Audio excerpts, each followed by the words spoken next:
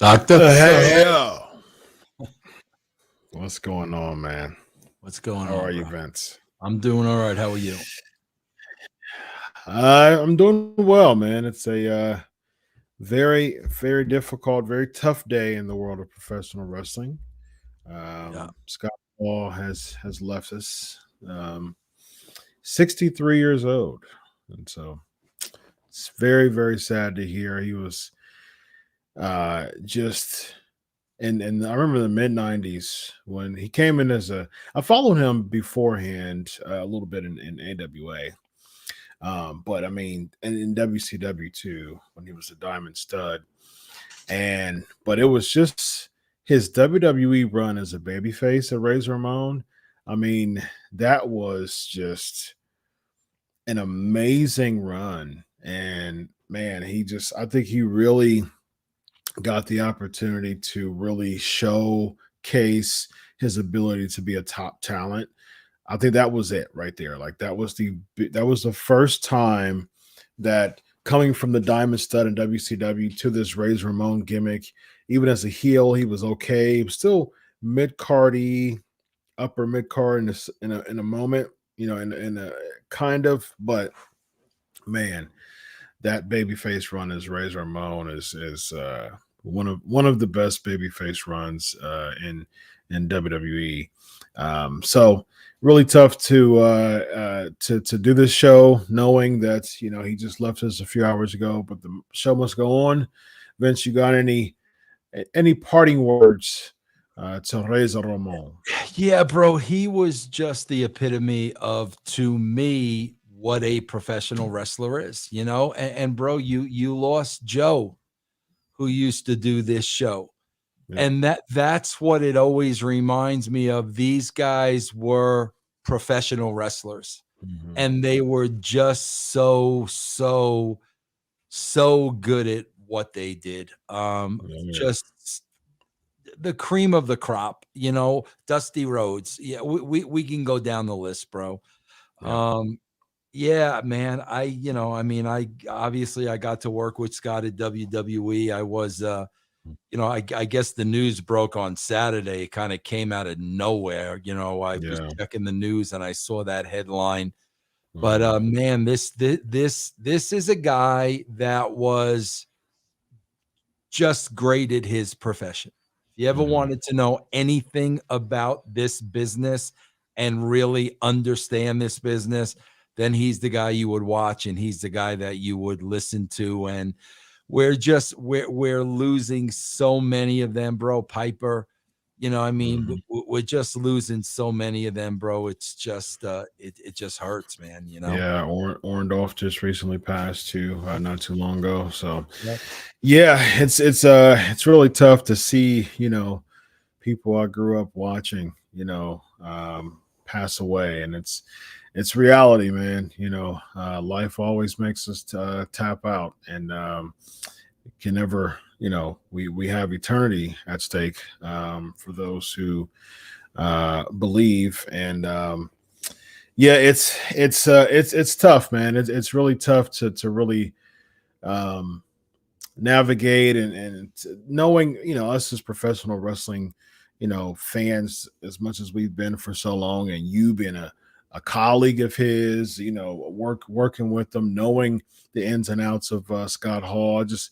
I just only had the opportunity, and one is enough for me. Just as a media guy, just as a journalist, I was a part of a media Q&A a few years back, and Scott Hall was there. Nice guy, nice guy, and so that was my first and only time meeting Scott Hall, and yeah, it was cool. It was a blessing to experience that. Someone who I grew up, loving as a teenager.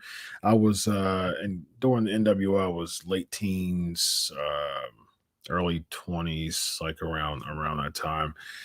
But yeah, just it was it's good to know that he left in a way that was an opportunity to inspire people, because I mean he kicked out at two, you know, years ago, when he almost tapped out years ago in ways that was eating him up Yeah, and costing him his life, I yeah, mean, in ways that he didn't want to go. But he was able to kick out at 2 years ago, straighten himself up, get himself together, and just really revive his life. I mean, I imagine people who close to Scott Hall, unfortunately, from a lot of decisions that he made beforehand, was expecting him to leave a long time ago. You know what I yeah, mean? But he had the opportunity to bless us with more years, and not only bless us with more years, but show us what hard work and determination and grit and drive. And this is a second chance. Like, just really, like, it's never too late for a second chance, Vince. yeah. I And agree, I bro. think, 100%. yeah, and I think the thing is with Scott Hall, he really showed us that it's never too late for a second chance, and that's what I'll remember from Scott Hall, and even beyond, his career as a pro wrestler, just his life outside of pro wrestling, and how much it was just going down the tubes, Yeah, and then he just wanted a second chance, and at the end of the day, I mean, he was really, there's even times that he didn't even want it, you know what I mean? But at the same time, it really goes to show you, and we'll talk to Paige about this, come Thursday, but it just depends. It's just a matter of, like, when you have good people around you, who cares about you and loves you, they're able to push you beyond what you want to push yourself a lot. yeah, And then if you stick to it, you'll realize that that was a great idea for them to push you, although they probably got on your nerves doing it. You probably hate them for a second, but good friends are there for a reason, and they're able to push you beyond what you want. And he stuck with it. And he was able to kick out at 2 and give us more years to be in a Hall of Fame and come back at WrestleMania and make appearances and things like that. So those are the things that are near and dear to my heart, even beyond his pro wrestling career. yeah. You know, I there's agree, there's bro. good life, yeah, there's good life lessons that come out of his life. So Yeah. all right, man, let's transition into Raw. I mean, what amazing discussion already. The first 7 minutes or so, and then we got to talk about Raw events. How about that? How about that? We go from Scott Hall to Raw. So, all right, let's start off with a Kevin Owens in ring promo. Um, yeah, man, he's been up on Texas again to get more heat. Yeah, I mean, Vince. I just don't understand the WWE have just they've lost, bro. They've really. I talk a lot about the wrestling bubble, and I got to tell you, man. One thing that I really did, no matter where I went, was I really tried to stay logical. I really did, and maybe sometimes I didn't, Chris. Chris, I wrote a lot of shows, but I Mhm. was always aware of being logical. I think the WWE has lost all sense of logic. And it's like, it's the little things, bro. Like, for instance, Chris, this happened last week. I forget what the instance was at the end. Somebody was getting AJ. We talked about this with AJ. He was getting beat senseless with a chair. He was unconscious. Nobody came out. Bro, a cameraman gets attacked by a wrestler. Yeah. Nothing, not even the other cameraman going into his aid to see if he was okay. No authorities coming from the back. Cecil B. DeMille is sitting back there. Nothing. They've lost all sense of logic, reality, credibility, that a crew guy gets attacked by a wrestler and nothing happened. He's allowed to go out there and wrestle again. Like, nothing happens, bro. No fine, no nothing. Bro, I swear to God, it's one of two things. They either don't care, like just don't care, or just have really lost all sense of reality, bro. Yeah, or a combination of both. Yeah, I think you've seen a little bit of both. Special shout out to Awesome Sauce for the $5 super chat regarding Scott Hall. He went from jobbing to Brad Armstrong on Worldwide to feuding with Macho Man and teaming with Flair in the span of a year in 1992. Yeah, very, very, very true. I remember the Diamond Stud days, and I was just like, man, I remember him coming from AWA, and I was like, this Diamond Stud, gimmick. Very interesting, and I was like, yeah, this really isn't doing too much. And then, he just it just didn't work out for him too much in WCW. And it happens with characters sometimes. You just gotta find your footing, you know what I mean? And then there's a character that strikes gold, and for Razor Ramon, it was that which led him into Scott Hall and NWO. So, let's see. Any more super chats? I don't see any more. Lots of shout outs to Scott Hall going on in the super chat. Appreciate y'all talking about Scott Hall and giving Scott Hall some love here in the super chat. Next we get Damian Priest against Finn Balor. Now, this is the weirdest thing to me. Vince, I looked at this segment and I said, they've got to be ribbon Finn at this point. They've got to be ribbon. They have to be. Chris, I bet if you go back the 25-year history of Raw, whatever it is, bro, I be 30 next year. Yeah, they have never done this to a babyface before. We talked about it last week. A babyface wins the title. They never give him his moment to shine. And now 3 weeks in a row, they leave him lying and get heat. I don't think this has ever been done, bro. Yeah. And he's a champ. Like, he's the U.S. champion, the long lineage of prestigious United States champions. Why in the world would you even have him win the title if the same day he gets beat up by his competitor? Last week, he gets beat up by Damian Priest and Austin Theory. And then this week, Priest gets upset again.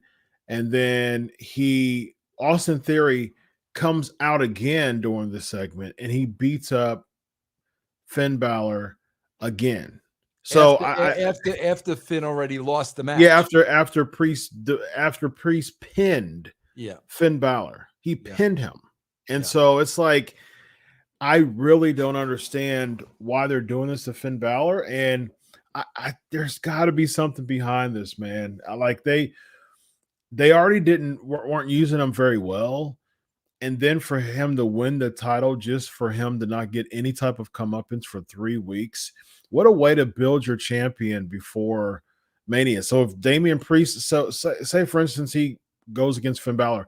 If he beats Finn Balor, it doesn't make Damian Priest more over. He's beating someone who's like who's been ragdolled by and emasculated by Austin Theory, who's not even in this feud. He's in a feud with Pat McAfee on SmackDown, and he's for some reason beefing with Finn Balor. He's got something with Finn Balor that he just obsessed with, but he's not even in this feud. I don't understand why they're doing this. Why not? Like, why not have Austin Theory go from the announce, hit the ring like he's gonna do, get Austin up and get him ready, and have McAfee hit the ring. Just have him come out. Yeah. Exactly. Like, bro, I swear to God, you know what this what this stinks to me. Like, I can almost see, bro, Finn Balor asking for his release. No, we got big plans for you. We're gonna put the U.S. Championship on you. Yeah. And then doing this to him, because, bro, this is, again, I talk about this all the time, Chris. This is when a Finn Balor has to say, what are we doing here? Like, do you think I'm some kind of a moron? You never gave me my moment to celebrate 3 weeks in a row. What are we doing here, bro? This is when the boys have to speak up, bro. I don't want to hear about they're testing you and this and that and all that crap. Finn Balor has a brand. And you know what, bro? The Finn Balor brand is going to be there when he's not with the WWE. Yeah. He's got to protect that brand. And right now that brand is getting crapped on. Oh, it's horrible. It's almost to the point of being unsalvageable. When they brought him up from NXT, he even before NXT, before he went to NXT, before he got injured, it was the same type of deal they were doing with him, just really mid-cardy, just even below. And then when they brought him to NXT, it was a good type of refresher, and he actually won the NXT championship there. But it was just, as soon as they brought him back to the main roster, he did his thing with the King of the Ring, ended up losing to Xavier Woods. That didn't really do anything. And then they did the thing with Roman just for filler. But I mean, it just really seems, to your point, that they are really kind of getting back at him for saying, I'm going to show you, that I'm the superior, person. I'll get the last laugh here, because it has to be something. I agree. It has to be that he got, he's asked for a release. If you think about the Good Brothers, if you think about the Bullet Club, the Good Brothers, Tama Tonga, those are among the beginning. At least Carl Anderson was, and Bad Luck Fale, he's still in New Japan. But just when you think of the Bullet Club, like, just about everybody is away from WWE. So, AJ was in the Bullet Club for a little bit, but he's in the WWE, but he is not like known necessarily to be in the Bullet Club. But bro, all of his Bullet Club boys are gone. You know what we're talking about here? Here's where we're talking about. We're talking about a total lack of respect for the talent. And the only way you're going to get that respect is if you stand up on yourself. Bro, we lost Scott Hall today. Mm-hmm. You think this would be happening to Scott Hall? No way. You think this would be happening to Kevin Nash? You think this would be happening to Shawn Michaels? We can go through every person in the clique. Never in a million years, because Vince McMahon would know he would never get away with doing this to a Scott Hall or a Kevin Nash or a Shawn Michaels. But he knows he can get away doing it with these guys. It's a total lack of respect. And, bro, the only way to earn that respect is to stand up to the man. That 100%. Is the only way to earn it, Chris. That is the only way in the world. But how does he get his product over as a whole? By having the babyface champion win, just to totally look like a chump, as a champion. That does nothing to build your product. Chris, I swear it was just, the recent exchange I had with Vince. Okay, I'll give you a little bit on that so you understand. This is the difference, bro. Is the difference, bro. I have such a hard time watching this on Monday because it's so horrible and it's so terrible. And so I offered my I made it clear, consulting services. Okay. I don't want a full-time job. I would never go to a show, but I could sit here and give you what I'm giving Chris Featherstone right now. So, Russo's brand. Oh my God. Sorry about that. So I offered my services. And I was basically saying in a very nice way, bro, this show is horrible. I'm willing to help.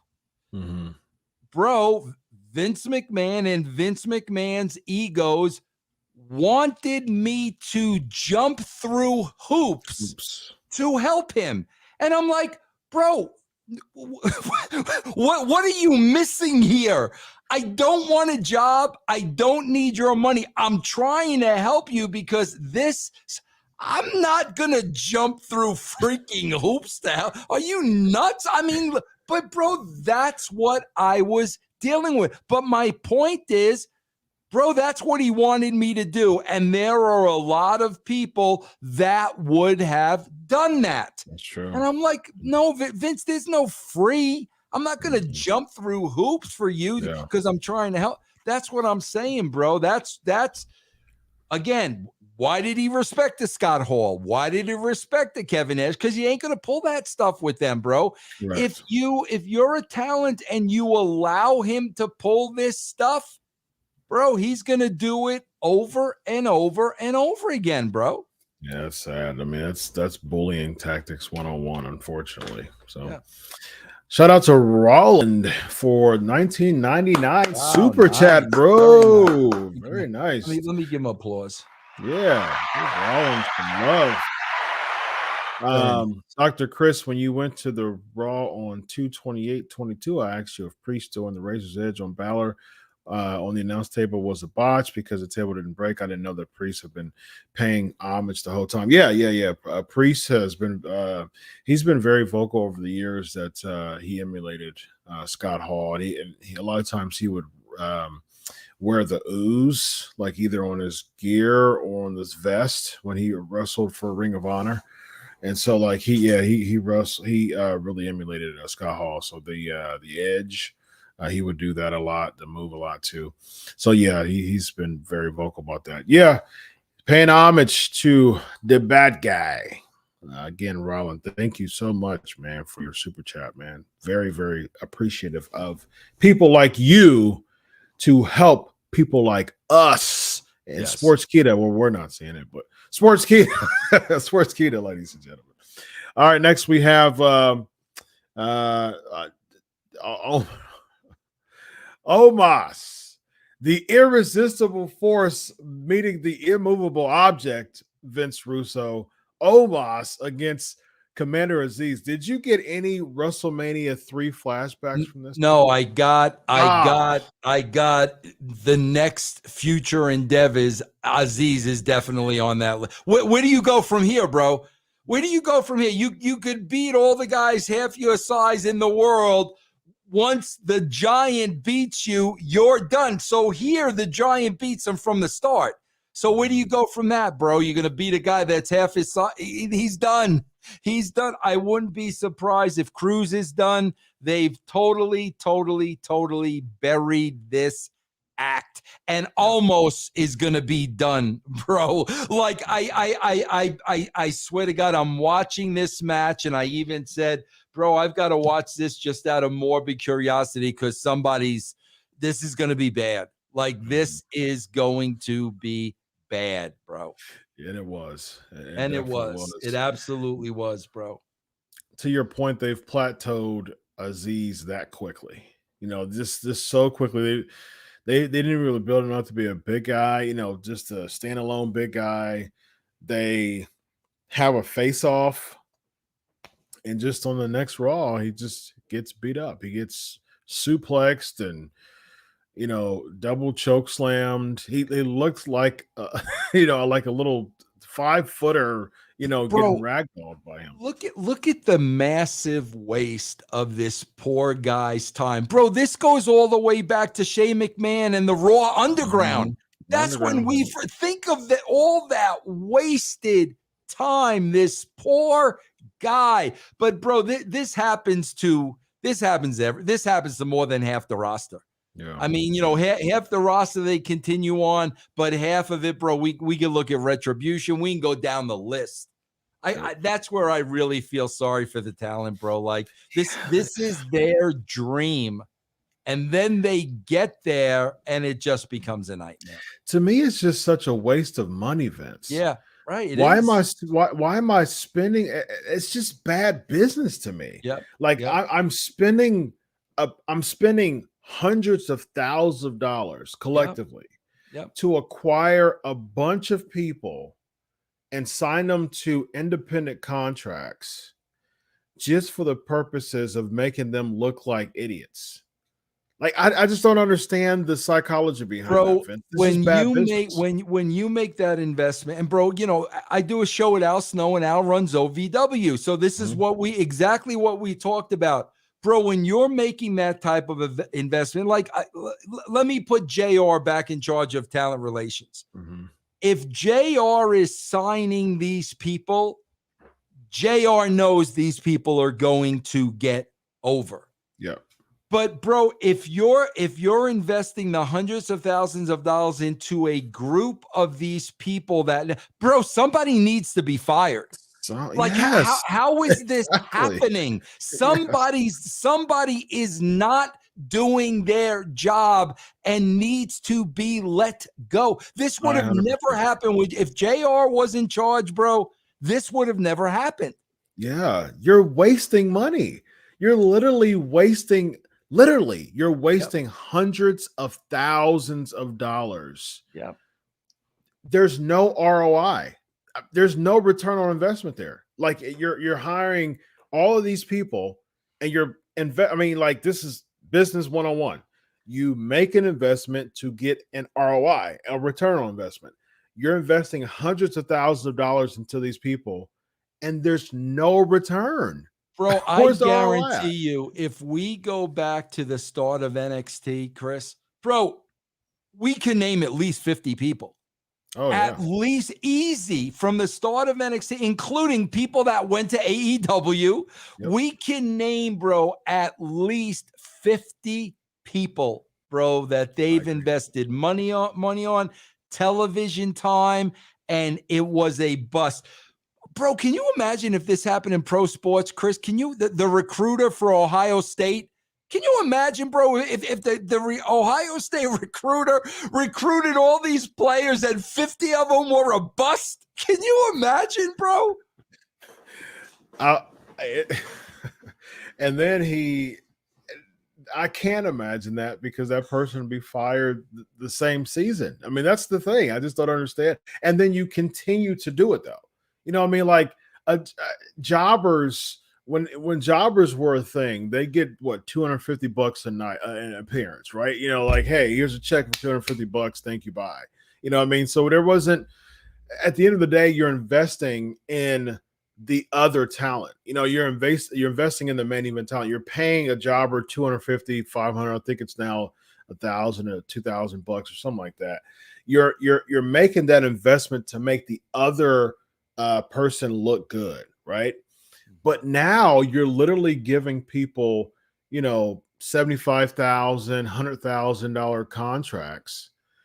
And again, you're doing this to a collective group of people, knowing that they are going to get anything past the threshold of making someone like an Omos look good. I don't get the rhyme or reason. Bro, you and I both know with collegiate sports and professional sports, with the scouts, Chris, one bad player could cost somebody their job. One bad draft pick, one player can cost somebody their job. We've gone through this 50 times, bro. Mm-hmm.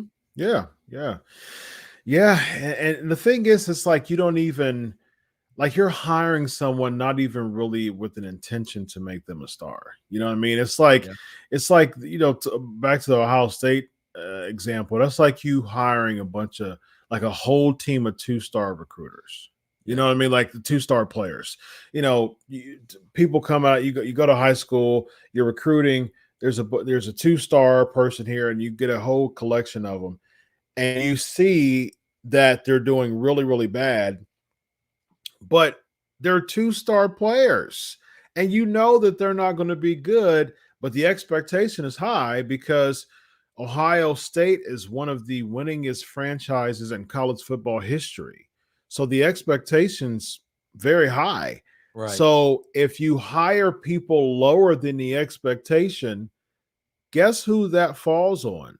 Yep. That falls on the recruiter. Yep. And I'm like, okay, wait a minute. We lost 4 times. You know, Ohio State lose 2 times. It's a big deal, right? We lost 4 times this year. Yeah, we got to make some changes really quick because we're not going to get the 4 losses again next year. Yeah, exactly. So, yeah. That's the real world, bro. Yeah, exactly. Next we have Kevin Owens and Seth Rollins cutting another backstage promo. Seth Rollins has an idea. He has an idea, ladies and gentlemen. Yeah. But we go on with Liv Morgan defeating Queen Zelina. Going back to our point, Zelina Vega, they fired her just to hire her, and they made her Queen of the Ring to make it seem like they did something out of the investment, the quote investment. Gave her the tag titles out on a whim, and then over the past 2 months, she's been champ and losing time after time after time after time after time. And I was thinking when I saw this match, Vince, this is what I thought. I said, if Queen Zelina and Carmella wins the match at WrestleMania, that goes to show that the whole tag team division is horrible because they keep losing every week. And if they're the best team with the record they've given us over the past couple months and no other teams ahead of them, that's a really, really low bar and a terrible depiction of the women's tag team division.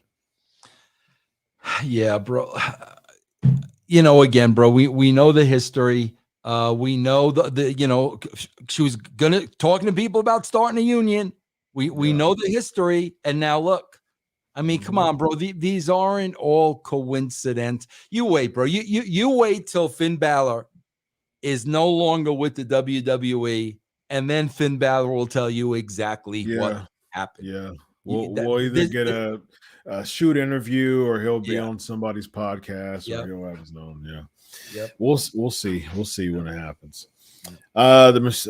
So Seth Rollins comes out during Liv Morgan's celebration. Liv Morgan doesn't even get a chance to celebrate, and Seth Rollins comes out, and somehow Rollins is a heel, Owens is a heel, tearing down Texas. And somehow the golden idea was to go against, like, this is the angle, Vince. This is 3 weeks before WrestleMania, Vince. So actually 2.5 weeks, almost 3 weeks before WrestleMania. And so you have 2 heels who are best friends and tag team partners battle it out in the main event over who gets a talk show featuring Steve Austin. That's all. That's the best they could offer, Vince. Well, bro, what really makes it bad is, at least with Owens, at least with Kevin Owens, the KO talk show was already established. Seth Rollins is a wrestler. He calls himself Seth freaking Rollins. He's a wrestler.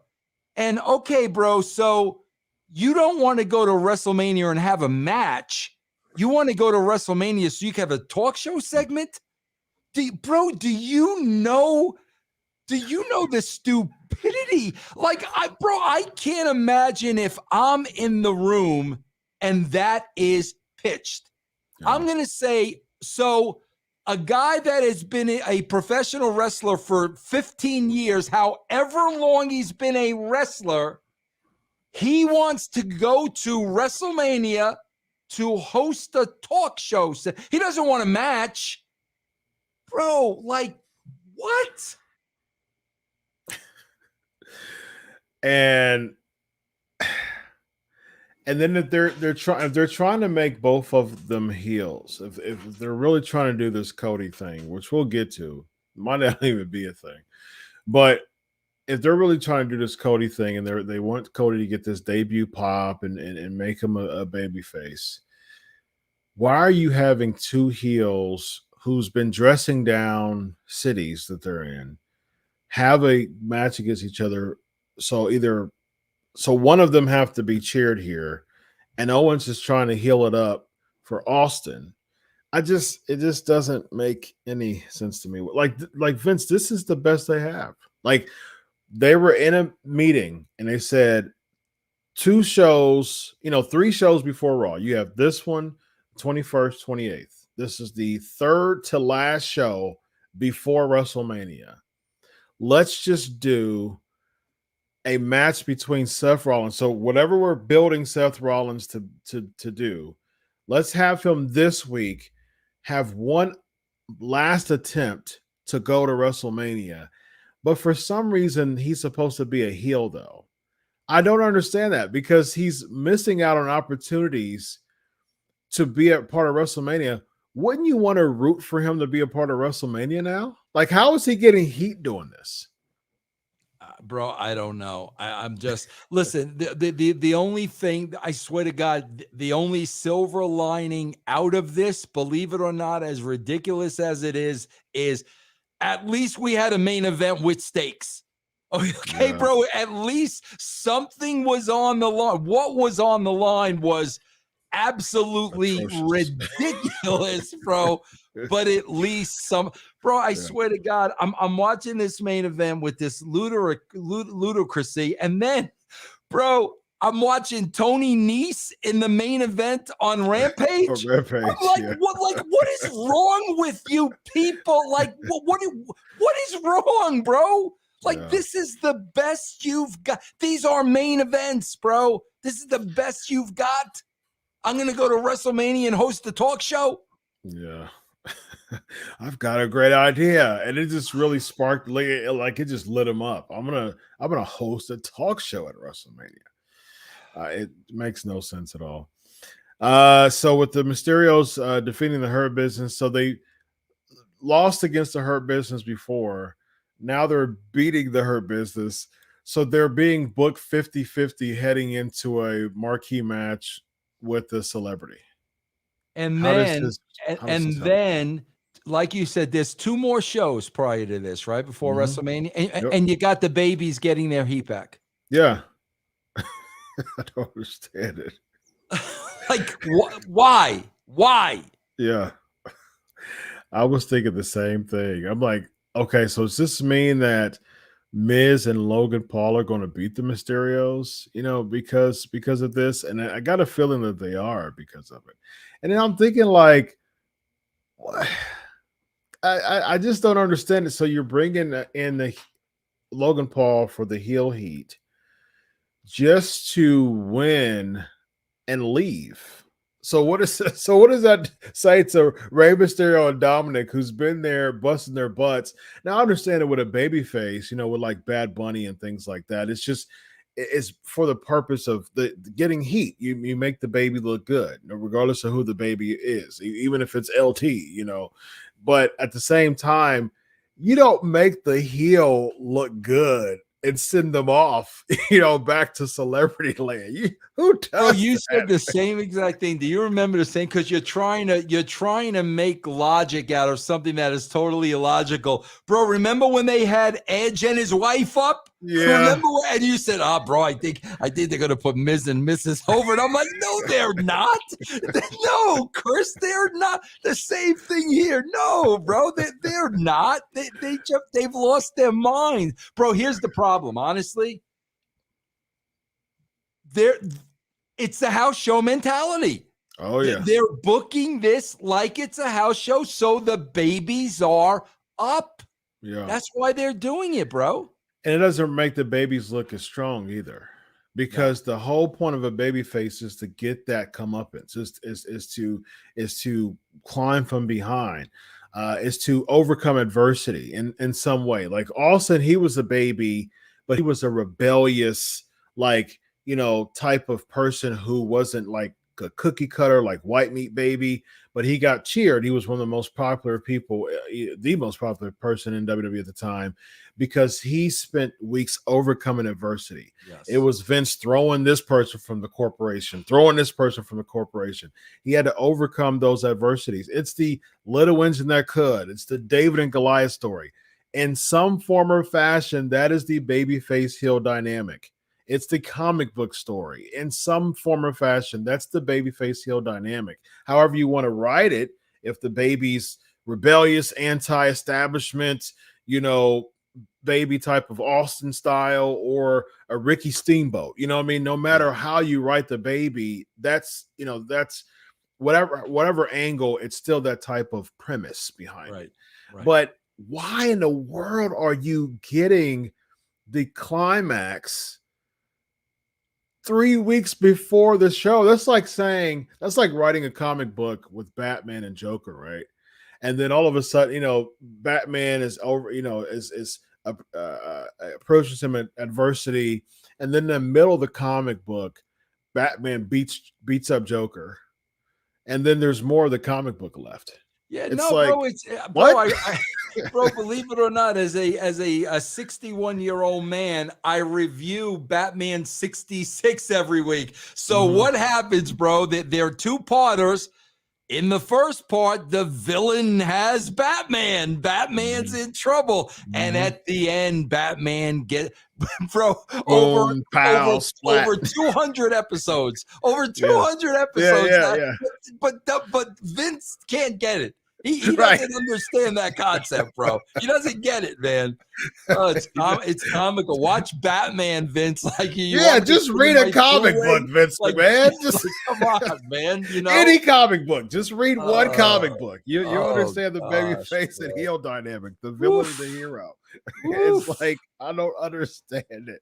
Let's just have the hero beat the villain in the middle of the comic, and then the hero do something. The villain do something to make him agitated again, and then he beats him again at the end of the comic book. Right. That's what happens. That's like watching a movie, and the villain loses in the middle and in the end. I mean, it's like, that just doesn't make any sense. Next we have Edge cuts an in-ring promo, ladies and gentlemen. Bro, all I could think about was, I swear to God, all I'm looking at this, I'm saying, okay, bro, so now Edge is Violet Beauregard. Remember Violet Beauregard, bro, from Willy Wonka and the Chocolate Factory? The girl that, I forget what she ate, but she turned into that purple ball, bro. Yeah. She made I think she ate blueberries, actually. Yeah. I swear to God, that's what I'm saying. Oh, okay, bro. So he's in a blue. What the freak, bro? Can we stop this madness, bro? What are we doing? Now Edge is in a blue light, so he's a bad guy. Okay. Like, oh my gosh, bro. Like, this felt so contrived to me. Like, this did not feel authentic whatsoever. I'm still having trouble understanding the angle itself. Edge cuts a promo for a couple of weeks, just simply issuing an open challenge. I'm a Hall of Famer.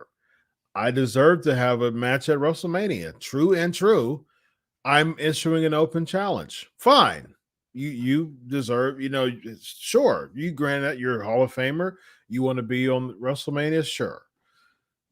AJ Styles answers the open challenge that he issued. Now all of a sudden it's the fans' fault that he lost matches? Like, I don't what? Bro, it's so I don't understand it. It's so cornball, bro. It's so I would issue up a challenge. But it's your fault that I got my tricep. And meanwhile, bro, Seth Rollins could have answered the open challenge and been exactly. Problem solved, bro. Right? Problem solved, bro. But now, since he didn't get the open challenge because he wanted to go into WrestleMania so bad, now he's going to get the talk show spot. And is the open challenge still open? He didn't say just one person. It could be a triple threat. Oh, Something come out man. next week. Hey, I know, Edge, you made an open challenge, but you never said Who that it's just knows? one person. You know? Yeah, who knows, bro? Yeah. Wow. Yeah. I mean, hey, if you know, it's funny because if Cody, that's the reason why they shouldn't even made Edge this weird Willy Wonka heel at this point, because it's like if Cody, like, so the rumors now is that Cody may be pulling a Pillman, you know, and holding him up for more money. And then the other rumors are saying that he did sign, and they saw him with Chelsea Green, him and Brandy with Chelsea Green and Matt Cardona at Disney in Orlando, like this past weekend or something like that.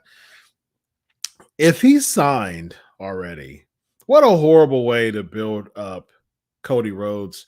I think at this point, if you haven't seen him 3 shows before Mania, do you think that what's the point of even bringing him and squeezing him in 2 shows before Mania? Why don't you just have him come out at Mania at this point? Bro, you know what makes no sense?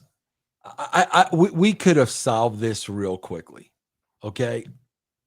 Bro, if Cody Rhodes was having an issue with Tony Khan about the direction of the company, Tony, this isn't what I signed up for. This isn't what we originally agreed to. You're turning into WCW, whatever the case may be. And remember, Tony Khan's now 2-time Booker of the Year. Mm-hmm. And Tony Khan knows he's buying Ring of Honor. Mm-hmm. Why not say, Cody, wait a minute. Why isn't the angle you buy Ring of Honor and you turn Ring of Honor into what you envisioned AEW being? Mm-hmm. Bro, so simple. Yep. So freaking simple, bro. But and I just can't believe how people in the business just can't put the pieces together of what they have. That would have been brilliant. You would have believed I would have believed that Cody had the money to buy that company. Oh, yeah. I would have believed that. And I'm going to show you what we meant AEW to be. Now you got a modern day NWO. But I don't know, bro. To me, that's not too difficult to understand. Yeah, I agree. And I think at this point, the Cody hype is just fading away. You know, it's just, bro, the Cody hype is only for people that are watching the shows anyway. Bro, can you imagine a casual fan tuning in and they see Cody Rhodes, and the last time they saw Cody Rhodes, he was Stardust? Stardust, yeah. Yeah, no, bro. But bro, I got to tell you something. I honestly believe the reason why something like that wasn't even taken into consideration was because Tony had to go out and say, I bought Ring of Honor. Mm-hmm. I swear to God, bro, that's the only thing I could think of, because you had a tailor-made story, bro. Oh, yeah. But he's not going to say Cody bought it, because he really bought it. Oh, bro. Yeah. Well, just like on his statement about Cody, the bottom of the statement, it said CEO, head of creative, head of talent. It was just 3 or 4 titles. Oh yeah. And then Tony Khan at the end of it. Yeah. He likes to put himself over. And one thing I did think about, Vince, was, what is the criteria of issuing open challenges? Can't just Seth issue an open challenge at WrestleMania? I mean, Edge did. Yeah, why can't he just? Seth is a former champion. He's got a little multi-time champion. Yeah, right. Yeah, multi-time champion. He's Hall of Fame bound. You know, he's one of the most popular names in the past decade in WWE. Why can't he just say, "Hey, bro, maybe he'll go out there next week and see if that works. See if anybody says anything." Yeah, I would do that at this point. Nobody will say nothing, bro. Absolutely do it. It's like, hey, look, you need me at WrestleMania. I've beat Triple H at WrestleMania. I've beat Brock Lesnar at WrestleMania. I've stole the show and I had the heist of the century. I cashed in Money in the Bank at WrestleMania. You need me at WrestleMania. I'm going out later on tonight at the end of the show, and I'm going to issue an open challenge because you need me at WrestleMania. I'm buying that 100%. Yeah, 100%. And then Cody comes out because that's what they're going to do. Or Veer. Yes, Veer. Yes, very nice. Veer comes out. Veer versus Seth. Absolutely. Veer versus Seth, ladies and gentlemen. Before we go on, how do you think WrestleMania is going to feel without Cena, Triple H, or Undertaker? It's like all three of them are not going to be on WrestleMania. At least you have parts of, like, you have one of those three pop up in a WrestleMania, period. Last year, what was it? I think last year that was the same. That was another year that they didn't have all three either. And this one's too. Last year, the year before that, it was Cena and Taker. The Cena lost to the Fiend, and Taker beat AJ. But it's like you're losing your wave of legends, and it just makes sense that new legends are being established to make other people look good at WrestleMania, but they don't even have that dynamic now. The legends are gone. The Michaels, Triple H, Taker, Cena, all of them.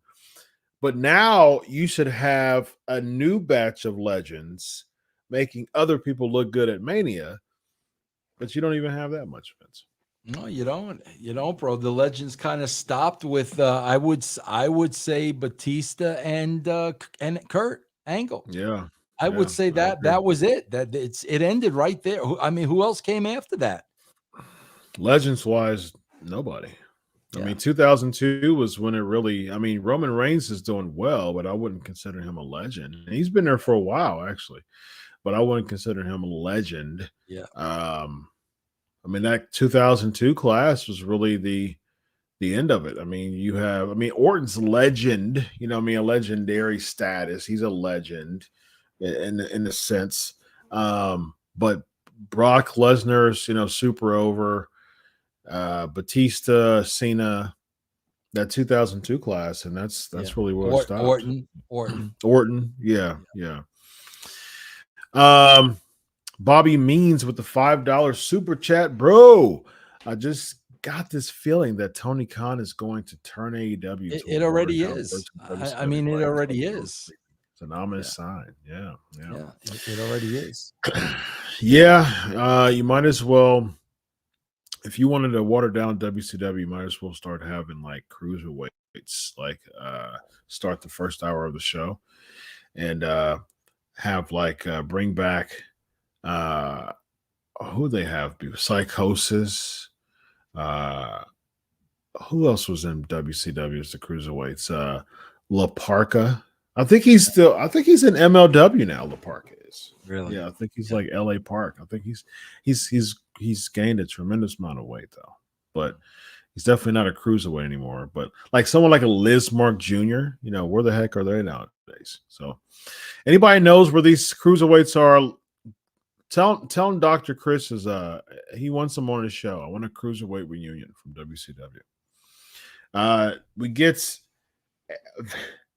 speaking of Veer Mahan, Juventud, yeah. El Dandy, says Derek. Yeah. Hoovie's the man. Was it you that kind of reinvented Juventud as like doing the whole juice promo, Hoovie juice and stuff like that? Was that, I put Hoovie on color, bro. I loved it. I loved it. I loved his new when he came out to the whole Hoovie juice, and he was just real, smug and arrogant. And that was a really good, kind of evolution of his character. I loved it. It was funny. Yeah, he said. I remember one. He said, he's cut some promo one time. This is almost 25 years ago. But he said he was trying to trying to be like The Rock. And he was like, finally, Hoovy, he said, finally, the juice has come back to Hoovy. And finally, Hoovy has come back to the juice. I said, "Oh man, I'm pumped for that. I'm pumped for that." Oh yeah, he was the best, man. I loved it. Yeah. I'm pumped for that one. Bianca Belair defeating Doudrop for the 89th time. Bro, here's another thing too. Like, if Becky Lynch got whipped with the hair last week, then wouldn't her intent 2 weeks be ago. to whatever it was? Wouldn't her intent be to come out and cut Bianca Belair's hair?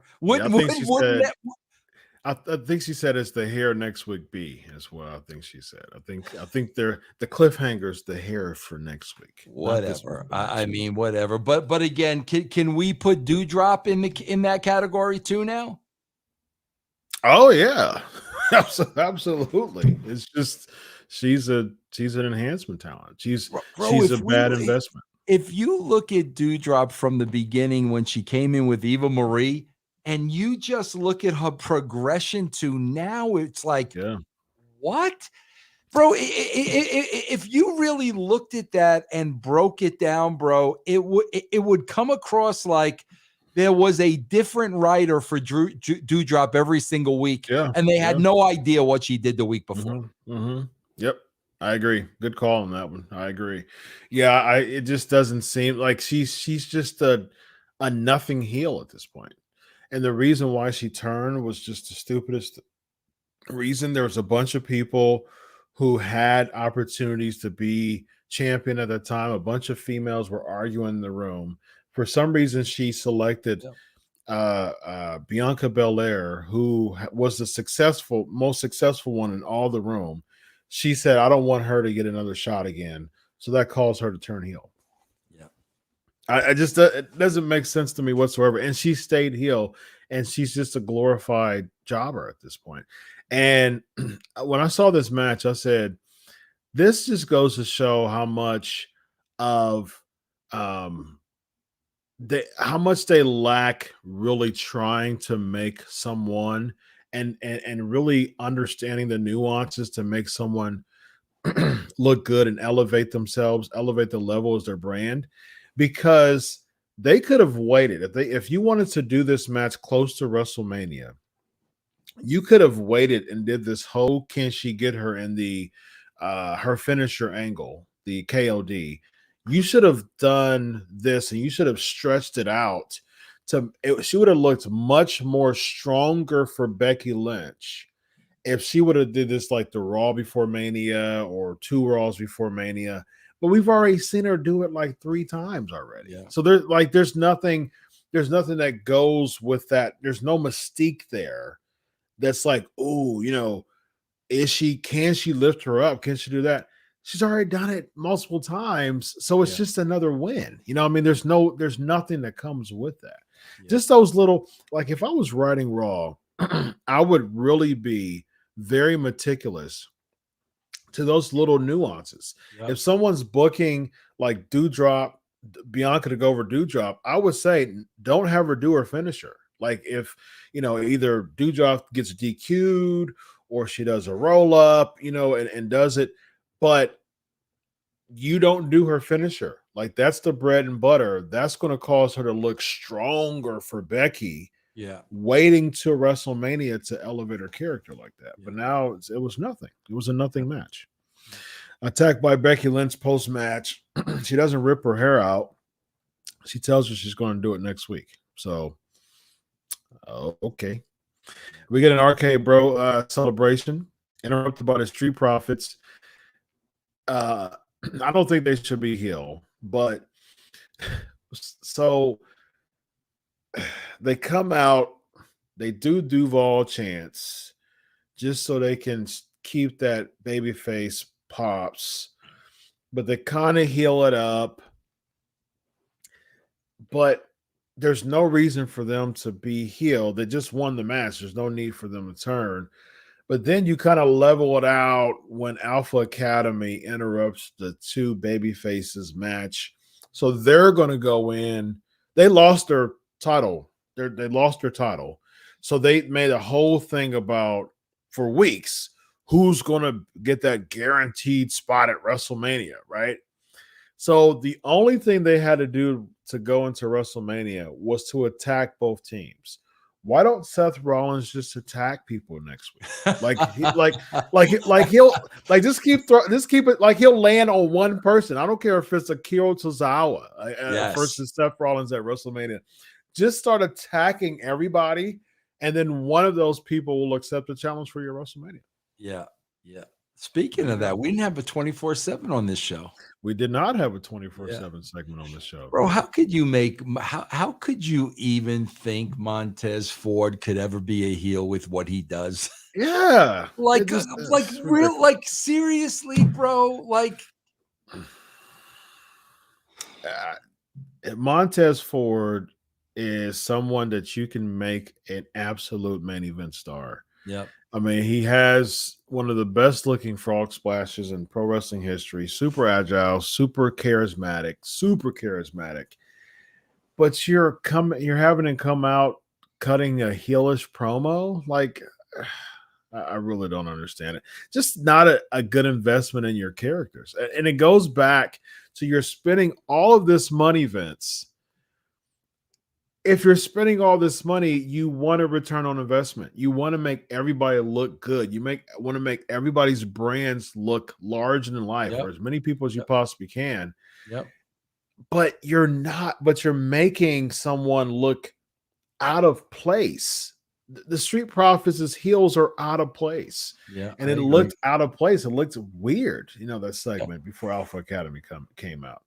So yeah, Alpha Academy, there'll probably be a triple threat match at WrestleMania. So Seth Rollins, take notes. Next week, you just start attacking everybody, and you'll land the spot. Yeah. Yes. Razor Ramon tribute. WWE always. I mean, I got to put their production over, man. They always do a fantastic job with. Bro, you also got to put over Chris. I don't think people really understand this, bro. When you're going through a vault of footage and to find the footage you want and piece it together, the amount of time that they had to do this. Oh, that's incredible. I agree. Because bro, that I don't think they take it for granted because we see so much of it. Those things take a long time. You got to go through hours of footage, then you got to log what you want, then you got to put it together. Then you got to get the music, bro. Kudos. The edits alone is forever. You know what I mean? Yes. Got a major kudos to the production team, man. Fantastic job. And they just found out that he passed an hour or two beforehand. They literally were. This was so late in the show. Yeah, they literally were working on it through the show. Yeah, no doubt about it. Yep, great job. You can great job. Kudos to WWE for that. Yeah. Kudos to Greg for just a random $9.99 super chat. My man, thank you very much, man. He didn't have anything to say. He's just being generous today. I appreciate that, Greg. My man. We close out with Kevin Owens defeating Seth Rollins. Kevin Owens gets to keep his show, Vince. Aren't you excited about that? Surprise. Rollins interviewing Austin would have been much better. Yeah. There's nothing. Again, just think about this, Vince. For weeks, Kevin Owens has been insulting Texas. Okay, he's been downplaying Texas. He's been getting heel heat, just totally villainizing Texas. All right, so you work with all of that, even little hints throughout the weeks. Finally made a thing. Steve Austin accepts Kevin Owens' challenge. So they get a match with Seth Rollins and Kevin Owens on the talk show. Wonder if Steve Austin tweets like, Well, I didn't sign up for this. You could find somebody else, Seth. I'm not going to be on your show. Yeah, I got no interest in doing the Seth Rollins talk Yeah. show, bro. Sorry, guys.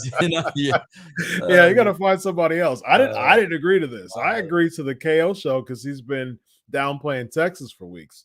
I've got nothing against Seth Rollins. The absolute logic behind this, Chris. I mean, oh gosh, man. Just like I said, bro, I give him a little check because at least there was stakes on this match, which they never have. Yeah. But my gosh, like what a stretch, man. It's a stretch, man. It's like you really thought that Seth Rollins was going to win to change it to Seth Rollins' show with Austin on there. There's no beef between Rollins and Austin whatsoever. So essentially, that's Austin saying, "Why am I coming on your show? I don't care." What? Yeah, what? Bro, that'd be tremendous. Seth Rollins wins it, right? Yeah. And then all of a sudden tomorrow on social media, WWE social media, we see Austin pull up in the truck, get out, show it's him. What? Who? Wait. Yeah, that would have been tremendous, bro. Absolutely. Bro, I'm telling you, they're gonna go the retirement angle. I'm telling you, bro. That's that. What else can they do at this point? They got 2 weeks. They got 2 weeks, bro. What are they gonna do? They are probably going to for some reason, man, they're either holding off to finalize something with Cody, or I've got a feeling that somehow, and the thing is, what's going to, like, Seth Rollins is one of the most popular people in WWE right now, right? He's a main event. He's been a main event talent, multiple time world champ. So we're talking about logic here, Vince. It's a 2-night show. What would just stop Seth Rollins from just walking down the ramp and just like doing an open challenge then? Like, what's stopping? Like, are people just going to, like, is security just going to stop him from coming down the ramp or something like that? He's Seth freaking Rollins, right? Just come out, just walk to the ring. I'm like, you know what? I don't have a segment, but it's WrestleMania. Maybe that's what they're gonna do. Yeah. Maybe that's what they're gonna do, Chris. Seriously, they got 2 weeks, bro. I think that's what they're gonna do. He's just going to come out like, well, you probably see a segment or two, maybe, of like, I'm going out there. I don't care. I'm going out there, right? Like, he doesn't even come out to his music. He just walks down. Like, bro, reminds me of one of my favorite movies of all time, Billy Jack. You ever see Billy Jack, bro? And he's standing in front of a guy, and he goes, he's like a, he goes, I'm going to take this right leg. I'm going to kick you right on the left, and there ain't a damn thing you're going to do about it. And then he does it. That's what Rollins should do. Rollins should go in the back, go up to Cecil B. DeMille and say, I'm going to go out there, and I'm going to demand a match. And there ain't a damn thing you can do. And Cody's going to be waiting in the back to accept. He's just going to be there. And there ain't a damn thing. Just go out there. Just go out. I mean, what's stopping you? Why not? Just go. Yeah, just why go. Not, bro? Yep. Like, what are you going to do? Like, you don't want one of your best, players when you need me at WrestleMania. Why do you not? Why would you stop WrestleMania? Why would you stop the visionary from going out to the ring? Right. Yeah. And then he goes out to the ring. Like, I don't know who's back there, but I demand a spot at WrestleMania. I don't care what happened. It was Kevin Owens' fault anyways. I demand a spot at WrestleMania. Chris, I'm telling you, and I mean this sincerely, bro, from what I've seen, they will do anything at this point. I'm being dead serious, bro. They will do to get a match. They will do anything. Oh, yeah. Because the thing is, you've got to do something. I just don't see it makes sense with a 2-week build. A 2-week build, Vince. If Cody was going to coming back to Jacksonville would have made a perfect sense. Still too short, though. But next week, you'll literally have one more show. After next week, you'll have one more Raw show before WrestleMania. And so debuting Cody on a Raw 2 weeks before Mania just seems anticlimactical to me. It just Oh, seems like I agree with you, bro. Yeah. Absolutely. I agree with you, man. Yeah, Chris, yeah. I'm telling you, man. It was the same thing again. I'm just going to go back to AEW real quick because you and I don't get to talk about that. But the Jeff Hardy, it was so lackluster. Like it was so like that's what you got. Like, man, Chris, I don't know. I just feel we've got the wrong people writing this stuff, bro. It's See, I don't know, man. The thing is, Vince, you've got writers looking for instant, like, microwave pops. You know what I mean? Yes. Just like that. Yes. They're looking Yes. for instant pops. And a lot of times you got to sacrifice the instant pop for the greater pop. Yes. You got to have the baby coming from behind. You got to make that story. You got to give us buy-in. You Yep. got to save it for the bigger pop. Yep. And when you think about Jeff Hardy, when that booking was simply for a little pop. That's Little pop. that's Little exactly what pop it's too. for. Not Yeah, even a big pop. A it was a little little pop, pop. It bro. was a A little little pop. pop. Like, just think about that. You have somehow, and we talked about this last week in the Bro Show. You have somehow Matt Hardy getting a vote of confidence from a meeting, to keep him in or out based on his team losing. But the tag team, the private party was the ones who usually loses, and Matt Hardy just walks out. So he plays even more of a heel. So for some odd reason, he's the one on the hot seat for what? It doesn't even make sense. So they're giving him thumbs down. Even private party gives him thumbs down, and they beat him up. And then Sting and Darby Allin comes out, and then they get beat up, and then Jeff Hardy comes and saves the day, but he's got to get his gimmick out first. You know what I mean? Like, while Bro, his brother and friends are getting beat up. I swear to God, bro, like Vince and Tony Khan, bro, this is an absolute shoot. Bro, there's no way either one of those two guys watch good TV. I'm telling you, bro, when I would write, I would watch good TV and be inspired. Bro, I was watching Sopranos and be inspired by good TV. If these guys actually watched good TV, they would be so embarrassed with what they're putting on television.